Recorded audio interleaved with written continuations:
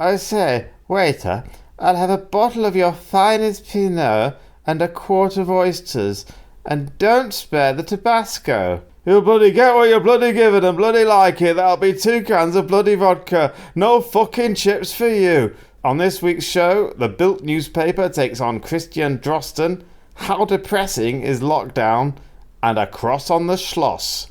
It's Megan's Megacan.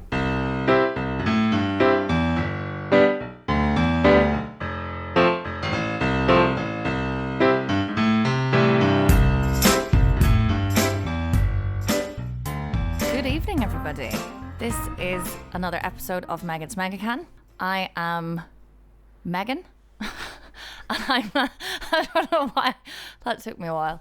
It's been a long day. I am Megan, and I am here in partnership with both Ex-Berliner magazine and the lovely Konrad Werner. Hello. How are you today, Konrad?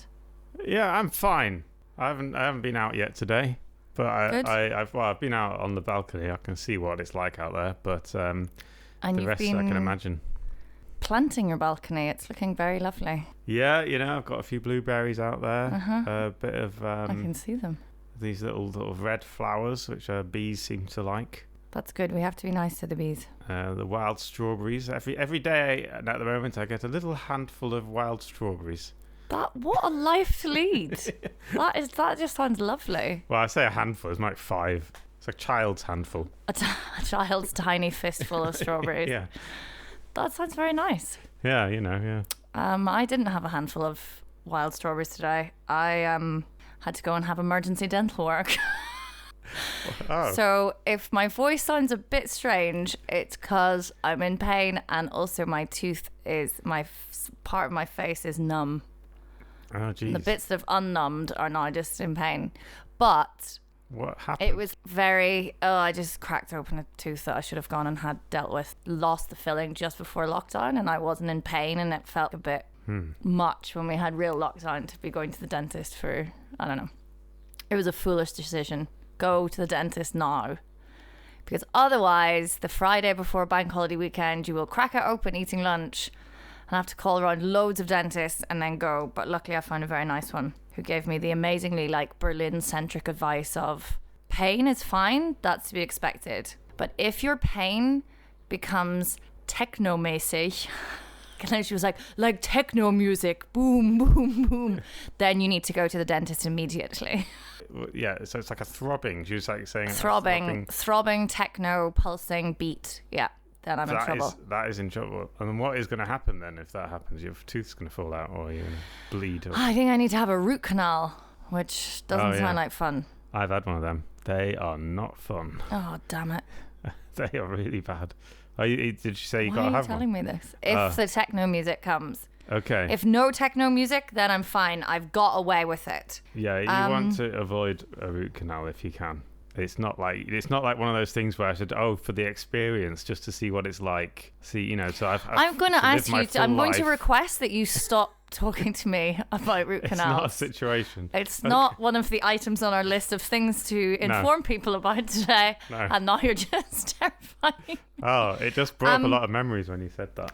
Quite visceral memories. Speaking of difficult times, yes, our lovely Ex-Berliner who hosts our podcast and the website are having a bit of a tough time, aren't they?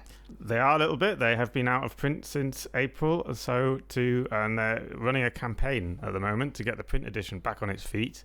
Yes. Which would be amazing because it really needs to be in print, a magazine like this. And you also value independent journalism, and it is a truly independent magazine. There are no trust fund keeping it together. No. And you can pretty much, as we are testament to, really report on anything that you want. Yeah. And they very kindly and they let us come on their website and just witter on for a bit. But the thing is, so there's a Start Next campaign. If you go to startnext.com/support Ex-Berliner, you'll find it. They're about halfway there. Yeah, you need to, just give what you can. It'd be really good if you manage to support it. There are rewards, as often the case with this, so you don't have to do this out of the goodness of your heart. You could just pretend it's an online shop and buy something. Posters, limited edition artworks. There are special things that certain members of the Explainer team will do for you if you pay them enough money. Wow, I'm intrigued. There's someone who will massage you. Someone else will take you out for dinner. Stuff like that. Have a look on the website. You'll find it. It's quite nice. Yes. Please support them. Give what you can.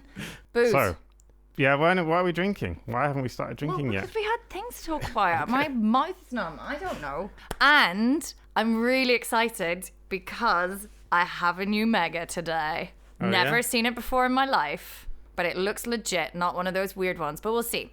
So, do you remember, I think it was very trendy a few years ago, maybe 8 years ago, this vodka that had some kind of like Bisongrass, piece of grass thing in it. Do you remember that? And the trick to do was to drink it with apple juice, and it's delicious. Yeah. And that was my memory of, I would say, 2010, 11. It's Maybe Żubówka. later. It's a Polish vodka. Yeah, well, I used to they've drink it in only Poland. gone and made a Mega of it. Have they? They have. And I got it in Lidl, and I bought it like earlier this week, and I've been so excited that I didn't even drink it from the fridge. Oh, it's like Christmas. You've been saving it for a special day. Yeah. And here it's finally arrived. I'm not sure this is actually, now that you mentioned the name of the one, I don't think it's branded necessarily, but it's just a different let's one. just see. Oh, yeah. It's got a bison on it, though. That's the important. It's Bisongrass vodka, apple soda. Ah, this is Grassovka. Bisongrass. Okay, yeah. Well, and it's got the apple, as it should be. Apple soda. Good. All right. And it is, obviously, I checked, and it passes the Megacan test. Sometimes I think people get confused and they think Megacans are big cans. No. It's not. They're small, normal size cans, but they're 10%. 10%. Less than 10%, it's not a Mega. Cheers. Oh, thank you. Big moment, this. New Megacan. Smells really good. I'll just taste. Oh, You need to let it settle, don't you? Because the first impressions are often, as we know, are often it seems deceitful. Yeah, very, very sweet and appley, like a tango. It is a bit like a tango. But is there a bit of a vodka aftertaste? Well, it has definitely got the distinctive Bisongrass taste of grassiness. I just haven't had one for a very long time. Like, my tastes have definitely changed with alcohol. Right. So maybe 2010 me drank sweeter things. Either way, Yeah, I'm that's excited. interesting. It's pretty good. Yeah. It's in a slim can, long slim can. Yeah, the sort of more feminine style. Well, we're not going to unpack that comment because we've got news to sorry. talk about, but yes. I think it's not... It's so weird drinking with like half your mouth being numb. But I did check, in case anyone's worried, that I didn't specify the Megacans. Oh, you didn't check whether you can actually... whether I you're allowed absolutely to drink. checked whether I can, and she said eat and drink as normal. So, Okay. yeah. Good. I'm sure if anything, the Żubówka will Mind help you- to numb some of the pain. I do think I remember distinctly discussing with my dentist a while back Megacans, because she couldn't figure out what was wrong with this tooth that's now problematic. She's like, have you changed your diet? And I was like, well, I've started drinking these really sugary cocktails in a can. She's like, are you drinking like 5 a day? I was like, no. And she was like, it's fine. Yeah, you would know that was a bad sign if you... I mean, my tooth would be the least of my worries if I was drinking 5 megas a day. Okay. Anyway, let's talk news. Our big news this week is obviously our favourite virologist. Your favourite virologist. How do you know he's my favourite, I say, showing you his face on my T-shirt. Oh, there he is again, yeah. He is, yeah. Offering us hope. Mm-hmm. So he's been hopping mad this week on his podcast, his own podcast, because the Bild Zeitung has been writing stories saying that his study is bollocks. Yep. The one about this is a study that he wrote about how infectious children are, which is quite a what do you call it? A touchy issue, because it depends on like whether or not you think schools should open, or specifically kindergartens and primary schools. Yeah. And so the Bild Zeitung wrote a thing saying that this whole study was all bollocks, and to prove it, they said they dug up some other statistical studies of his study, which kind of questioned a certain aspects of the way the stats were analysed. Is that fair? Yeah. Yeah, okay. I'm not going to be required to I can explain already science tell that I Megan- first listened to in German. Right. But I can already tell that But- you already have you have a lot of opinions about this. I just love him so much. I think he's handled this like a freaking champ. Okay. But anyway, the first thing that Bild did, which he tweeted brilliantly, was before they published this damning article of him, Yeah. they sent him... You tweeted this. I think I may You have and Christian liked it, Drosten are like literally the only people I follow on Twitter at the moment. Or like that pop up on my phone. I think I might have favorited that tweet because he tweeted he took a screenshot of the email where they were asking him for comment, and then he wrote, well, they've asked me for comment. They've given me 1 hour to reply. Yeah. Which is not a long time. And they'd listed a list of things that, like, quotes from other people, like, how do you respond to this criticism of your work and this criticism, this criticism? Yeah. Please reply by no later than 4 p.m. Otherwise, we'll be forced to publish without your comment. Yeah. And then he said, I have got better things to do. I'm not going to respond. And so they in the article they mentioned that. They said like they were sort of like, oh, he's too good for us. Anyway, Yes, they are. You're the Bild. You're a scummy, nasty thing that does shoddy journalism. He's got a lot on. He's like, are you freaking kidding me? Like, this is the virologist and chief virologist at the moment, some of the busiest people, if not the busiest in the world. Yeah. You can't give them a crap email going, we're going to publish a whole load of really manipulated criticism of you. Yeah. For no good reason. And we should also mention that all the statisticians who were quoted all tweeted. So good. All four of them, some of them were English, I believe, and they tweeted the next day saying we distance ourselves from this article, and we were approached for comment and we refused to comment. And so they kind of like said so. It's kind of complicated, though, I have to say. Can I just say one thing? Because I don't think you could hear that like weird sideways kind of like, you can, but because no, please do. I'm there are like, if you like, they did say in their articles, I read their original article where they were criticizing him, and they did say, oh, this study should be withdrawn for further, it should be withdrawn before you publish it properly, and they said you've made this and this mistake with the stats, and he didn't do that. Like, I do think that I do think there is a certain disagreement amongst them that is interesting, but obviously the way that the Bild reported about it just kind of spews a load of shit on the whole issue.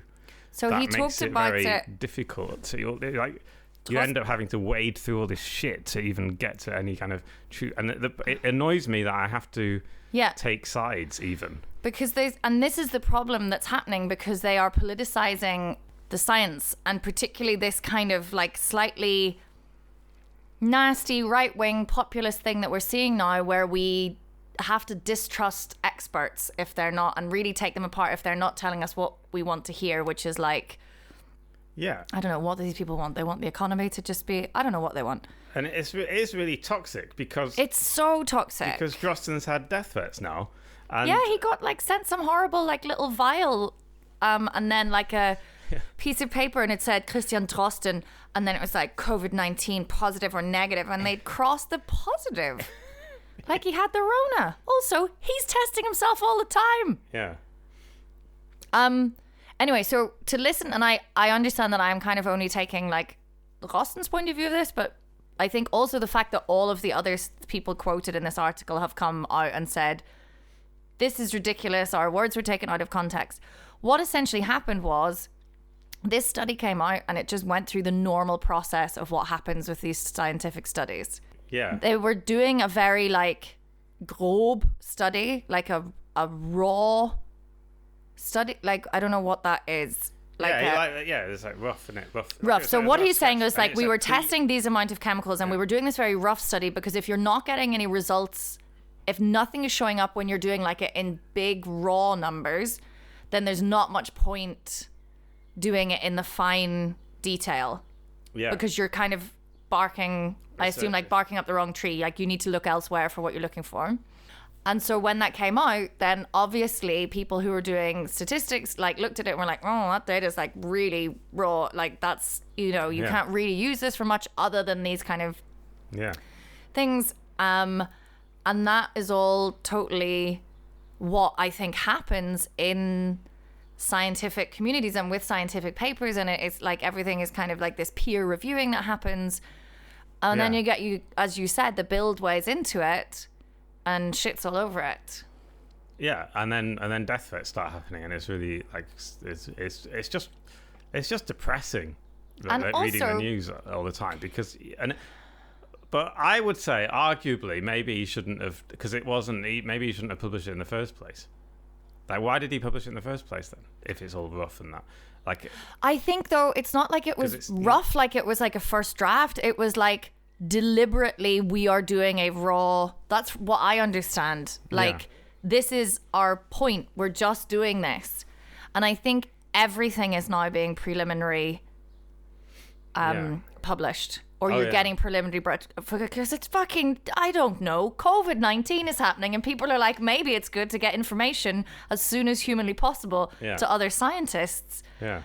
Also people really, really want to know whether the schools can open or not. Like they really want to know. And the thing is, there's a lot of pressure from the parents and from people, and it's like it's a bit of a stressful situation. Yeah, but it's also not, as Christian Drossens keeps saying, like it's not, and I don't mean like, I mean I am a problematic person to be defending him because I'm obviously wearing a t-shirt of his face, and I really love him like in a way that he would be really detesting because he's like, please don't make me into some kind of like public symbol figure.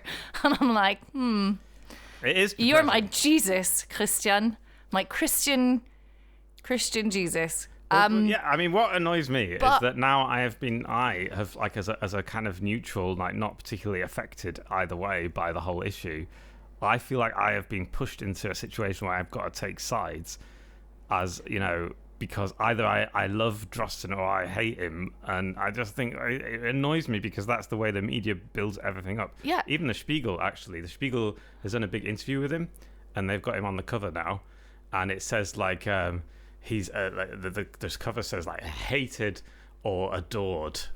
I know the great figure, hated or adored. Like and he's some I'm kind part of of that kind of problem. But the reason that I adore him and I'm wearing a t-shirt that says hope on it is because like he genuinely gives me hope, not in a telling me that corona is all overblown and we should get everything back to normal way, or trying to do some kind of bumper sticker like, oh, now we can focus on like the real true things in life. But just it is really comforting to know that there are loads of experts in this terrifying time for all of us who are working really, really hard at something that they are really, really good at for the good of public health.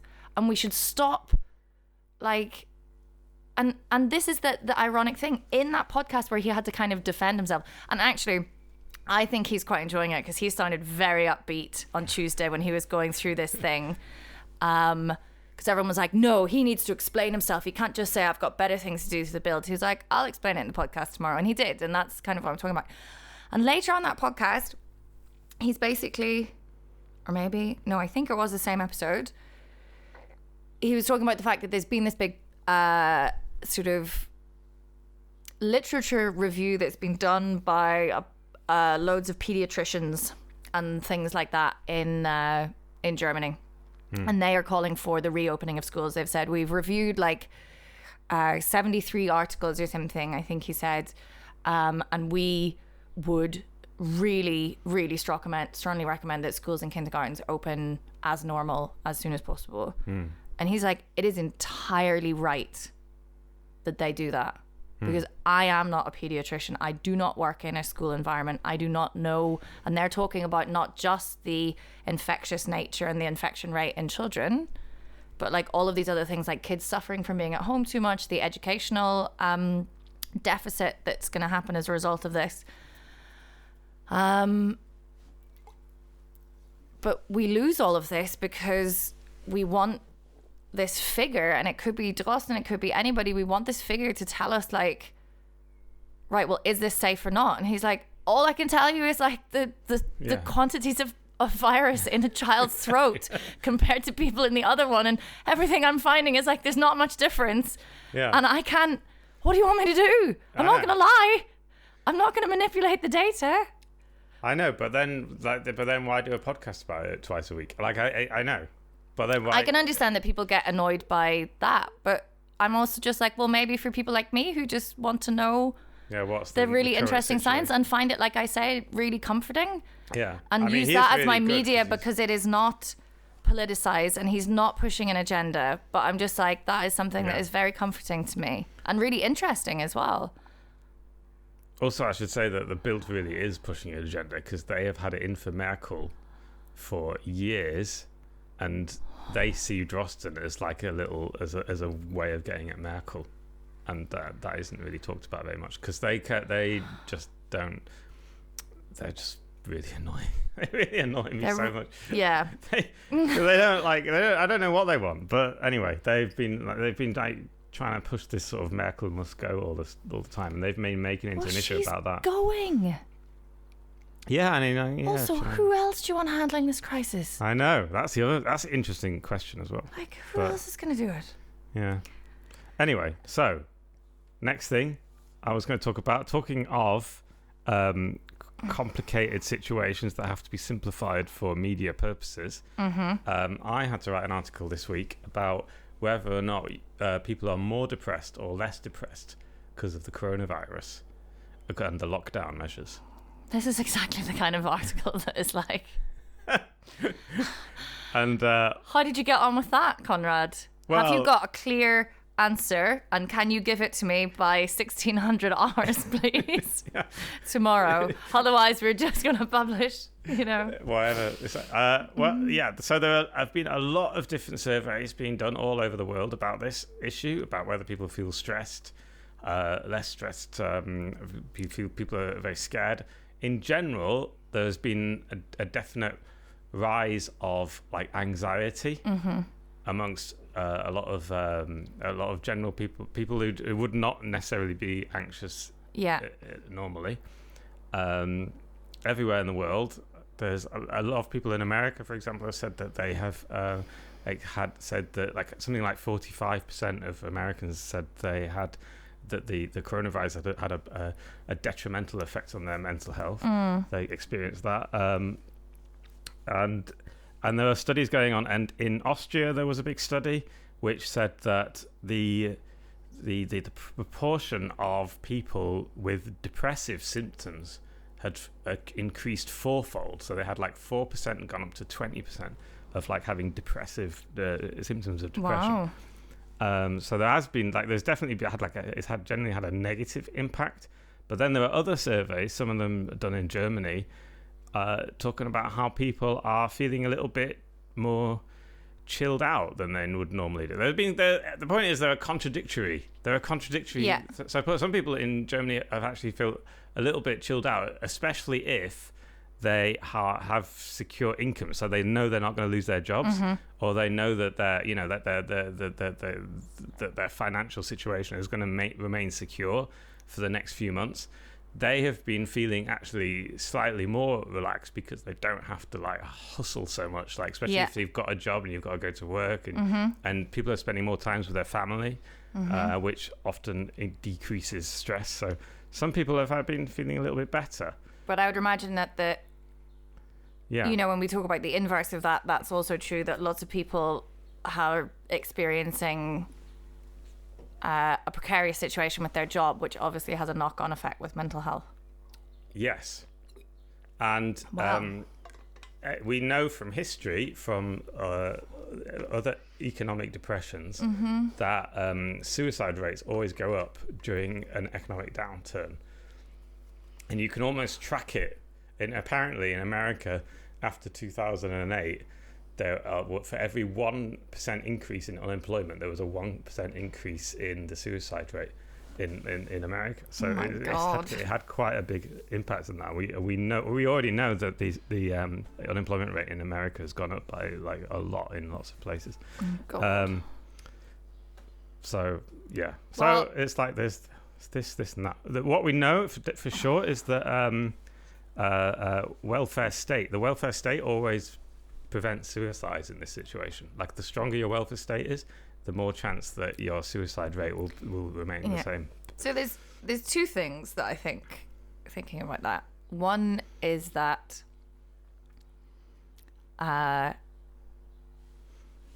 coronavirus in and of itself, I mean, and I'm not talking about people who have had like personal experience or family experience or anything with the virus. I'm talking about the fact that it is happening and this pandemic is happening is not causing necessarily directly sort of depressive symptoms or people struggling with their mental health. It seems more to do with it, and lots of people are saying this, it really shines a spotlight on how different governments in particular are dealing with this, but also I think on kind of capitalism in general, because on the one hand you've got people thrown in to complete turmoil because their lives and jobs are like precarious now. And I get that this is like an unprecedented situation, but like economic crashes that happened before, you say, have also had like this massive kind of effect on people. And the suicide rate, I'm not sure really someone's risk of dying by suicide should be so intrinsically linked to the economy. No, that it's seems... not like, I mean, it's and I'm all not stats though, isn't it? it's hard to tell what is really causing people to kill themselves. Exactly, but if there is an uptick in it in those times, and I think that is something sort of even anecdotally that you know that like it's really, really horrible to deal with precarious job situations. And like you say, like the welfare state, if you have some idea that you're going to be looked after financially at least, that is helpful in preventing deaths by suicide. And then on the other side of that, we've got people who, because they don't have to go to their actual jobs but don't have to deal with the financial thing, are now more happy, which implies that going out to work under the current thing is making them slightly miserable or very miserable in some cases. Well, what people like, apparently, because the Type newspaper is doing like an ongoing survey of its readers, saying like, how are you doing in this situation? And a lot of them are saying that they enjoy the kind of the deceleration of life. They're enjoying not having another thing to do all the time. Like there's people are experiencing more they just feel like they have more time to do stuff now because there's less stuff to do. Yeah. And I think I've definitely felt that. Yeah. And I think the other thing that I wanted to say, and this is, one of the constant things that we talk about with like modern life and our maybe just very human desire to kind of categorize everything. I don't think it's an either or question. Like, are you feeling more or less happy or more or less depressed since the pandemic happened? Because you can feel both. Yeah. We are complex creatures. And can't always be summed up in a statistical study. And even people who might be experiencing like, oh God, I'm really, really worried about my job and income, but I'm also, really enjoying doing like not having to go to work because pay the bills, but I don't really think, or spending more time with my family, or I'm getting to, and then on the other side, there's lots of people who might have wanted, it's just such a complex thing. And I think if we keep saying, right, well, are you for or against Drosten? Like, that's not the helpful question. It's like, what is he actually saying? Or are you more depressed or less depressed? Or it's more, what can this pandemic teach us about like our current mental state and like what we can do about that? Exactly. Yeah. Yeah. That's a lot of good things you just said there. I think so. I'm in quite a lot of pain and I'm a bit drunk now. I have to have some painkillers in a second. How do you enjoy the Jabrówka? I'm into it So far. I feel bad because it's not Jabrówka, which is probably I keep saying Jabrówka. This is when like little Megacans can be quite good, and I do think this is a delicious one. Yeah, I mean, yeah, you know, it's nice. And it does have that nice bison. Is that bison? I would like a little bit more of the bison vodka taste. And a bit less apple. And a bit less sweet apple. Yeah. But I also love fake apple flavor. It's my favorite flavor of fake things. I think I like fake cherry the best. I can't stand fake cherry flavor, but you know what I mean about those like fake flavors. Yeah. Like I love cherries. They're like my favorite fruit, but that fake cherry is disgusting to me. I like they remind me of tunes in the old days. Yeah, a tune. Anyway. We had one more story to do. Oh, yes, please. It is about, have you heard of the Berliner Schloss, the Berlin City Palace? Yes, but only because you gave me a bit of a rundown earlier and I was like, Right. What are you talking about? Then I was like, oh, I know what it is. So today was the day that they finally put the cross on top of the Berlin City Palace, which they've been building for a few years now. You might have seen it there. It's called the Humboldt Forum officially. Yes, and it's just across the road from the Berliner Dom. Yeah, the Berliner Dom and the Museum Island. Yeah. In that kind of area of super swanky buildings that are having... So there was a bit of a controversy because they decided to actually put this cross on the top of the building, because the whole thing is that the whole building is a reconstruction of a palace that was there in the 19th century under the Kaisers, you know, and they're turning it now, and it sort of completes the project of having a major museum, a cultural museum in the center of Berlin, because all the exhibits that are being moved in there now, they used to be out in Dahlem. Okay. Because it's the part of this sort of cultural project of where they want to exhibit. You know, it's like the German version of the British Museum. I love the British Museum. Yeah, so this is what it's supposed to be. The whole complex around there, not just the Humboldt Forum, but that is what's kind of the project. So they put it in there, and but they want to put a cross on the top of it because the original building which they put it in, cross on the Schloss, was a cross on the Schloss, and they said, and a lot of people are saying, presumably because that's what that was what was there in the 1800s. Yeah. Right. And the thing is, a lot of the exhibits that are going to go in there are going to be from Africa and Asia and Oceania and different places. And a lot of people are saying, specifically, yes, the initiative of black people in Germany are very much against putting this cross on there because they think the cross represents the colonialism that was used to take over and colonialize the whole thing. But they just put the cross up anyway, and they said, yeah, but that's what was there before. That's the way the debate went on the cross. Wow. And is this what right, the building, do you think there should be a cross? Let's talk about the cross, because I think, I mean, well, no. But why does it need to have a cross? Like, crosses are for what you put on churches, aren't they? Yeah. You want a cross? You've literally got the Berlin Cathedral approximately a hop, skip, and a jump away. Just turn around and you can look at countless crosses. Yeah. No, I think that's insane. It's kind of part of the thing is, this is in a way, it's a little bit of a rerun of the whole debate of when they started building this building in the first place, which is about 10 years ago, might even be longer. Yeah. because this building is replacing the GDR's own parliament, which was knocked down, and which many people, especially from Eastern Germany, were a bit nostalgic about. And when this building was built, a lot of people said why it was seen as a reactionary step to the old days.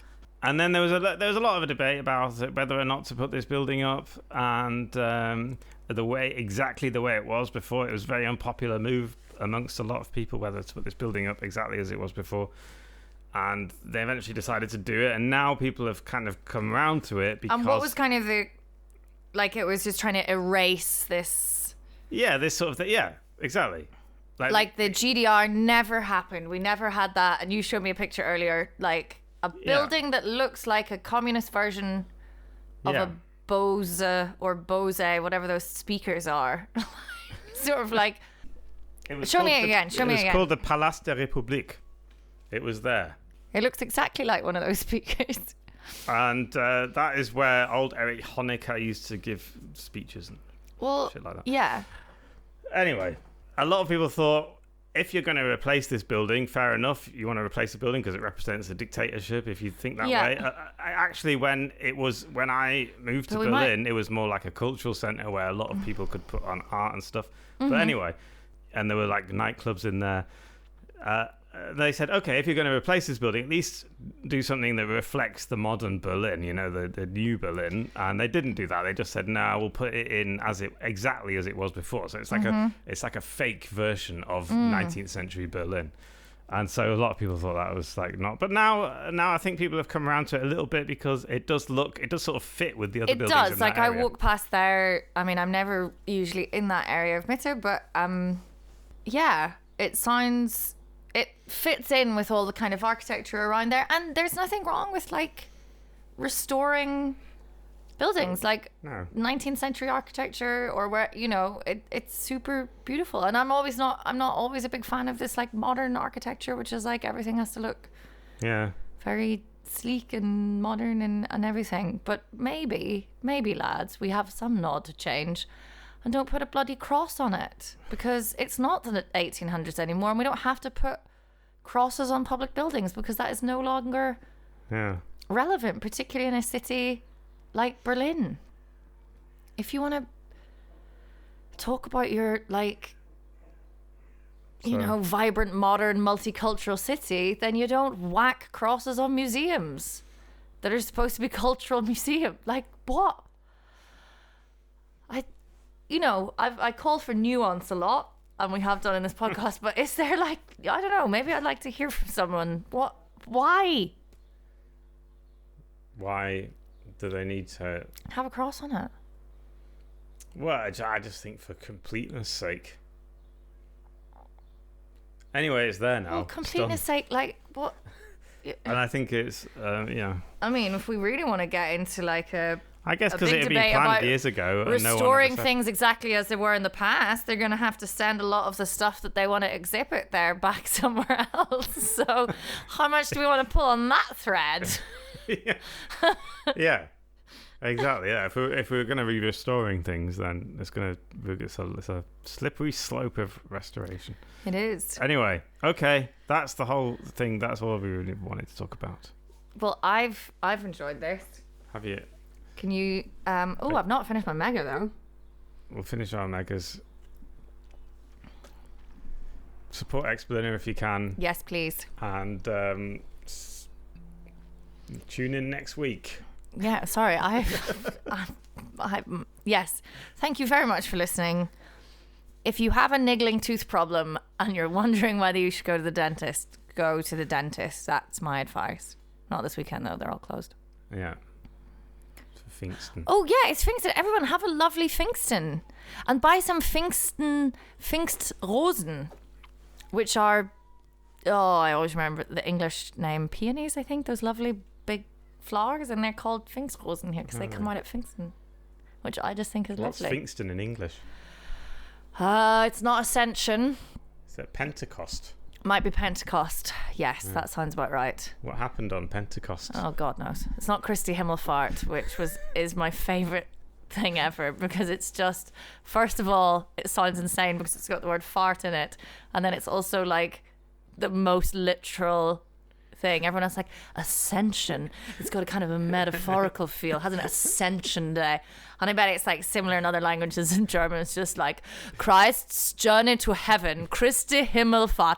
That's what the people need to know. I know. I love it. Yeah. I love it. Yeah. Thanks, Martin Enjoy, Luther. everybody. Oh, we're not thanking Martin Luther on this podcast. Okay. Fine.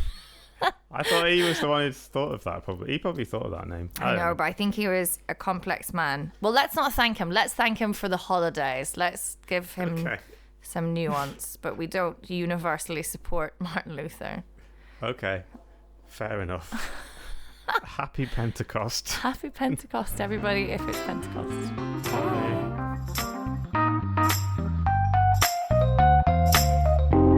Bye.